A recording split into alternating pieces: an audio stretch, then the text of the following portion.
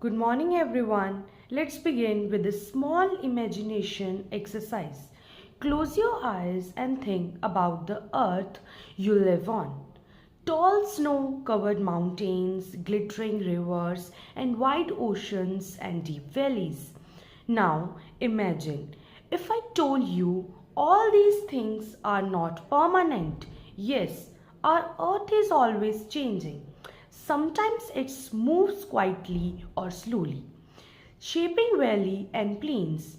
Other times it changes suddenly, shaking the ground or throwing out lava from deep inside. This is the story of our ever changing earth. And to explore it, well, follow the adventure of a young curious boy named Rohan who lived in a village in Gujarat. One winter morning, Rohan felt his bed shaking. The wall cracked and people ran out screaming, "Earthquake! Earthquake!" When the shaking stopped, he saw walls and frightened faces everywhere. Later at school, Rohan's teacher explained the Earth's surface is made up of large pieces called tectonic plates. They float on molten rocks inside the earth. When these plates move, they cause earthquakes, volcanoes, and even form mountains. Rohan listened in awe. He looked at the ground beneath his feet and whispered, "So the earth is moving even when we think it's still?" The teacher continued, "There are two main forces that shapes our earth. The first one is endogenic forces. These come from the inside earth, causing earthquake, volcanoes, eruption. The second one is exogenic forces. These act on the surface slowly and shapes land through wind, water and ice. Together, she said, they create and recreate the face of our earth."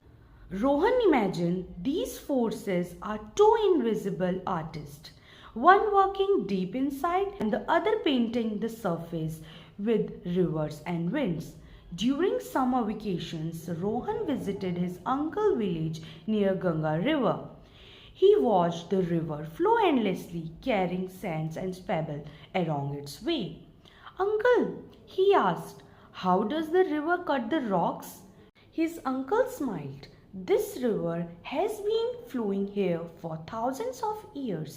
It wears down rocks, forms V-shaped valleys, and when it slows down, it deposits soil to make plains and deltas."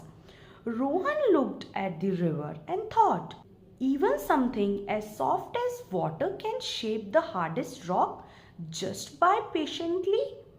Back at school, Rohan class learned about winds and glaciers. The teacher shows the picture of Thar Desert and the Himalayas.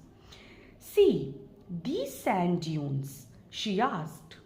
"The wind picks up sand and moves it from one place to another, forming dunes. That's why the deserts are always changing." Then she pointed at the photo of snow-covered mountains. In very cold region, glaciers move slowly, like a river of ice. As they move, they cut and carve U-shaped valleys in rocks.